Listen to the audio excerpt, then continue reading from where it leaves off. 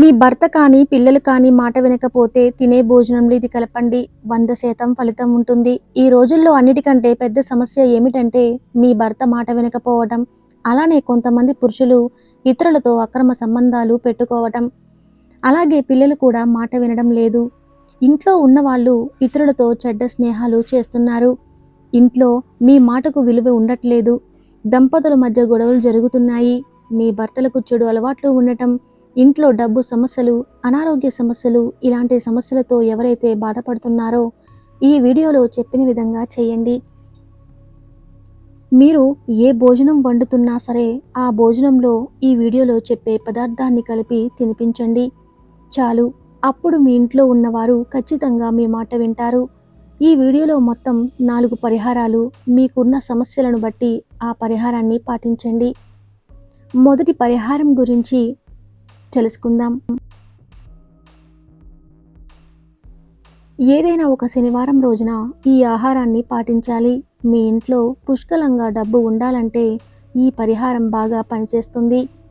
అలాగే ఈ పరిహారం చేయటం వలన మీ భర్త, మీ పిల్లలు ఖచ్చితంగా మీ మాట వింటారు.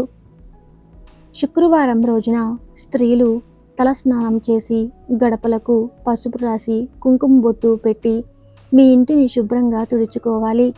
తర్వాత దేవుని పటాలను అలంకరించుకొని దీపం వెలిగించి పూజ ప్రారంభించండి. దీపం వెలిగించేటప్పుడు 3 వత్తులు వేసి దీపాన్ని వెలిగించాలి.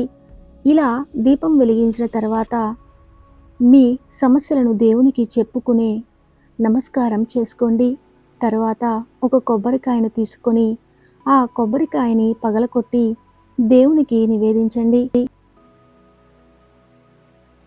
పూజ పూర్తయిన తర్వాత పూజా గదిలో ఉన్న కొబ్బరికాయలను తీసుకొని ఆ కొబ్బరితో ఏదైనా వంటకాన్ని తయారు చేసి మీ ఇంట్లో ఉన్న వాళ్ళకి పెట్టండి.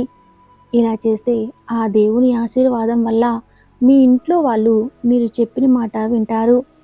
ఇంట్లో మీకు గౌరవం పెరుగుతుంది. అలాగే శుక్రవారం పూజ చేసి కొబ్బరికాయలు సమర్పించడం వల్ల మీ ఇంట్లో ధన ప్రవాహం బాగా పెరుగుతుంది. ఇప్పుడు మనం రెండో పరిహారం గురించి తెలుసుకుందాం. మీ భర్త కానీ, మీ పిల్లలు కానీ, మీ భార్య కానీ ఎవరైనా సరే మీ మాట వినడం లేనప్పుడు మీరు ఈ పరిహారం పాటించండి. ఎవరికైనా చెడు అలవాట్లు ఉన్నా మీరు ఈ పరిహారాన్ని చేయొచ్చు. మొదటి పరిహారం కోసం ముందుగా కొన్ని నువ్వులను తీసుకోండి. బాగా ఎక్కువగా తీసుకోవద్దు. 1 స్పూన్ నువ్వులను తీసుకొని చిటికెడు మాత్రమే తీసుకోండి.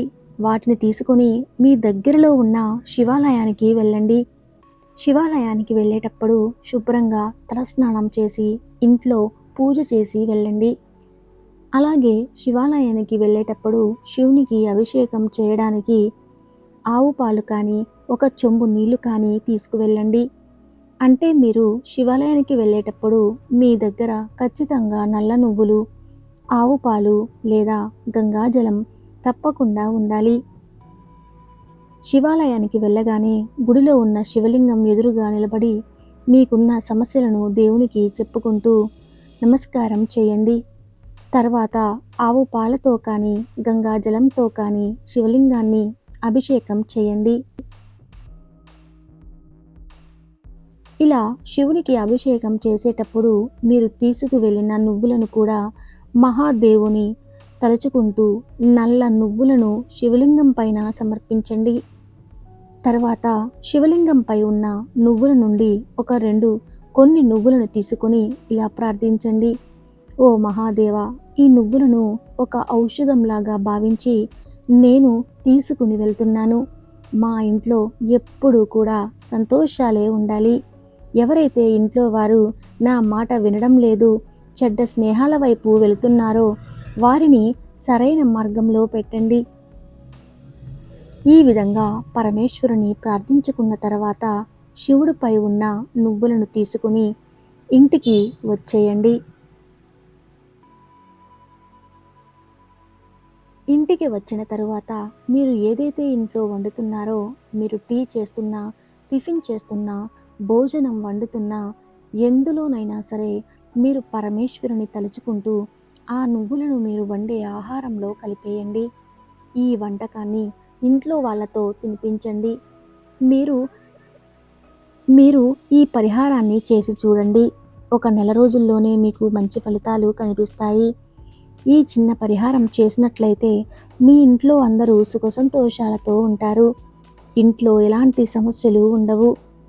ఇక మూడవ పరిహారం ఏమిటంటే, నెలలో ఒక్కసారి అయినా రావి చెట్టు దగ్గర దీపం వెలిగించండి.